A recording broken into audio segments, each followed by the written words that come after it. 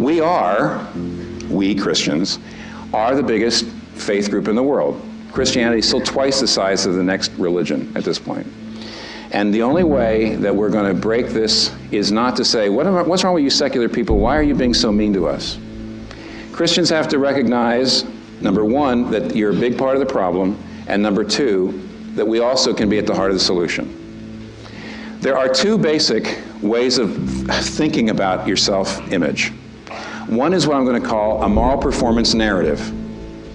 A moral performance narrative says, I'm okay, I'm a good person, I feel significant, and I have worth because I'm achieving something. So if you are a liberal person, and you feel like I'm a good person because I'm working for the poor and I'm working for human rights and I'm open-minded, you can't help in a moral performance narrative.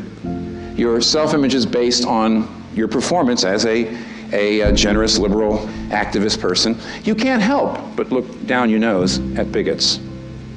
You can't help but feel superior to bigots.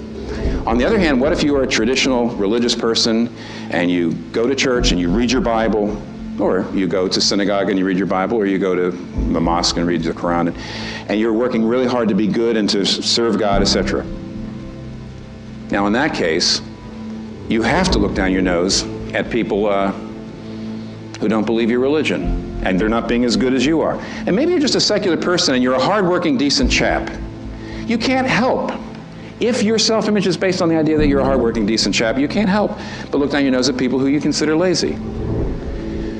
But the gospel is something different. The gospel says Jesus Christ comes and saves you. The gospel says you're a sinner. The gospel says you don't live up to your own standards. The gospel says that you have failed, you're a moral failure, and salvation only belongs to people who admit their moral failures. And Jesus came in weakness and died on the cross. And he says, my salvation is only to weak people. It only is there for people who admit that you're not better than anyone else, that you just need mercy. If you have a grace narrative, if you say the reason I can look myself in the mirror, the reason I know I have significance is because Jesus died for me, though I'm a sinner saved by grace, you can't feel superior to anybody. I've got a Hindu neighbor in my apartment building, and I think he's wrong about the Trinity. I think he's wrong about a lot of things. But he probably is a better father than me. He could be a much better man. Why? Aren't you a Christian? He's a Hindu. Don't you think you have the truth? Yeah, but here's the truth. The truth is I'm a sinner and I'm saved by grace. So why in the world? I'm not saved because I'm a better man. I'm saved because I'm a worse man. Really? And so what happens is the grace narrative takes away the kind of superiority and removes that slippery slope that leads from superiority to separation to caricature and to passive and then active oppression. It just takes it away. Now, Christians have got to admit to a great degree we operate out of the moral performance narrative, and we don't have to because we got the gospel. And yet to a great degree we do. But let me tell you what happens when the grace narrative is really ascendant. You go back to the earliest days of the church. Here's the Roman Empire, the Greco-Roman Empire, and they believed in pluralism. They didn't believe there was any one God. Everybody had their own God, right? Open-minded. Along come the Christians and they say Jesus is the true God. Very, very rigid.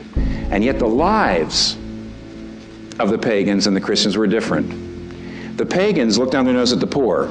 Christians loved the poor. The pagans were very stratified. They never mixed different classes and social strata. Christians got everybody together, races together, classes together.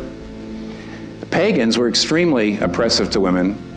Christians were much more open to the leadership of women. Why would what looks like an open-minded philosophy lead to so much oppressiveness, and what over here, the Christian, looks like a rigid philosophy, lead to so much peacemaking and so much generosity? And I remember not long after 9/11, I was reading an editorial to my wife out of the Sunday morning paper that says, you know what the problem with the world is? Fundamentalism. If you're a fundamentalist, it's going to lead to violence. But when my wife sat there and she says, that's ridiculous. It all depends on what the fundamental is. She says, have you ever seen an Amish terrorist? Listen, if Amish aren't fundamentalists, there ain't no such thing.